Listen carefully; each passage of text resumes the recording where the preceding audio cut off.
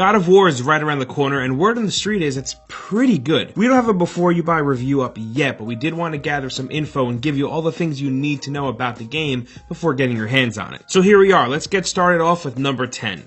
It's important to know that this isn't a reboot of the God of War franchise, even though the game is simply titled God of War and doesn't have a number after it. It is a direct continuation of the series. Everything that's happened to Kratos in the past few games is still canon. Even though it isn't a direct continuation, it definitely doesn't seem to be the same God of War that we know. Even Kratos is a bit different. He's less of a hothead and seems a little more reserved, even though you know that anger is definitely still there. No one can be that angry all the time and then just lock it up away forever. So I guess it can be considered a soft reboot in terms of how it plays, looks, takes place, but in terms of narrative, it's still right in line with the past few games. But what exactly is being changed? With that, let's move on to number 9. Right away, you'll notice that the combat is very different than what we're used to seeing in a God of War game. It's not as much like hectic hack and slash like it used to be. The camera is now fixed right behind Kratos, and it's way more grounded now. This time around, he's trading in his Blades of Chaos for a war axe that he can throw like Thor's hammer, and it looks really badass. Like, he's still beating these guys to death, and it's still insane to watch. But making the camera fixed behind Kratos actually makes the combat a little bit more intense because it's more up close and personal. Also, on the topic of the camera angle, pretty much the entire game is one shot. Like, the camera never really cuts away from Kratos,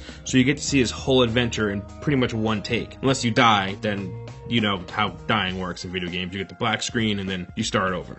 Moving on to number 8, another big addition to God of War, surprisingly enough, are boats. Boats are a pretty big deal in this game. According to the creative director, Cory Barlog, 25% of the game is actually covered by boats. I know a whole point about boats might seem kind of weird and stupid, but they play a really big part now this entry into the series has a bigger emphasis on narrative and character development than the past few games. A lot of the character building between Kratos and his son is gonna happen while on a boat, because when you're stuck in the middle of the water with nowhere to go, you're kind of forced to talk. Not only are boats used to traverse around the map in God of War, but it's also used as a narrative tool, and I'm really hoping for some weird, tense, awkward conversations to be had here.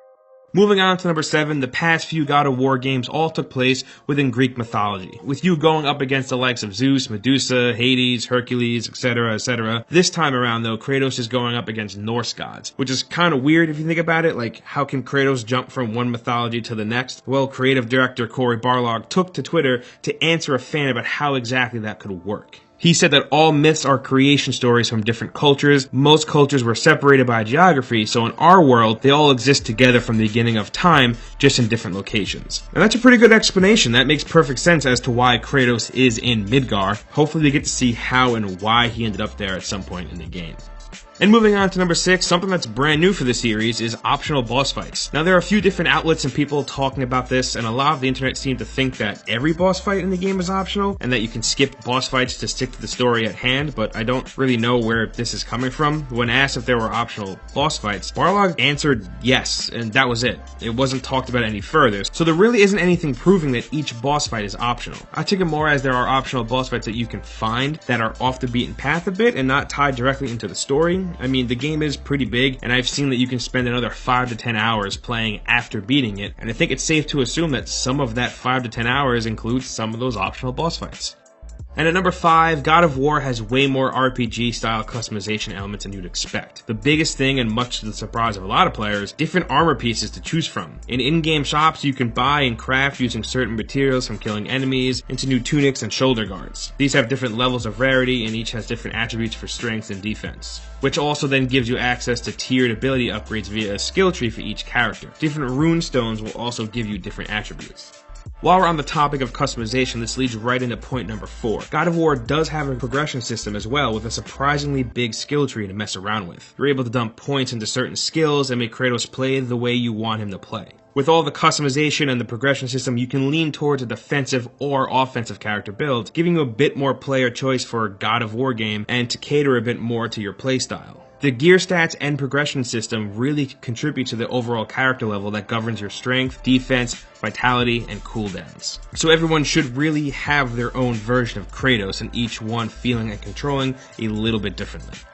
Moving on to number 3, level design in this new God of War game is more hub-based and, according to interviews with the developers, a bit more inspired by stuff like Bloodborne. Shortcuts are riddled throughout, and there are meaningful ways of getting around and wrapping back around to other sections. And this is because the game emphasizes exploration. You want to build a stronger character and learn about this new world, so the game gives you plenty of puzzles to solve, hidden things to find, and side objectives and encounters to pursue. According to info, there aren't an overwhelming amount of side quests like a typical open world game, but enough to influence you to earn more to upgrade Kratos. Portals you discover a longer adventure work as fast travel points to allow you to travel back to the game world's central hub, where you can then bounce around between portals and sections.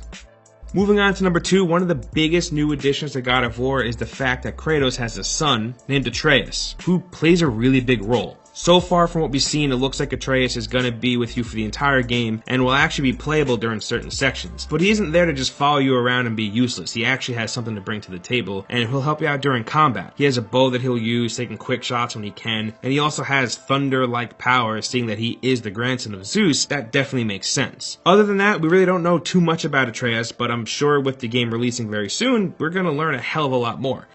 And finally, at number 1, we're going to finish up with some quick housekeeping. God of War is releasing on April 20th exclusively on the PS4. It has a standard edition, a collector's edition that costs $130 USD, that comes with a statue, a steelbook, and some digital and physical goodies. Then there's the Stonemason edition, which includes everything in the collector's edition, plus some more goodies like a talking keychain, and that goes for $150 USD. The game will take advantage of the PS4 Pro by offering a resolution mode, which will favor a 4K resolution at the expense of a lower FPS, with it being capped at 30 frames per second, and a performance mode that plays at a lower resolution but focuses more on the FPS, allowing it to cap out at 60. So those are the key things we think you need to know about God of War. It's dropping soon and we want to know how you're feeling. We've been avoiding reading most reviews out there, but are you more excited after seeing the game's high praise? Will you miss the feel of the classic previous games? Let's talk about anything God of War down in the comments below. And as I'm sure you already know, hitting that like button really helps us out, and if you're new here for some reason, we put out videos like this every single day, and the best way to get them is by subscribing to the channel. As always, thank you for stopping by and hanging out with us, and we'll see you next time right here in Game Ranks.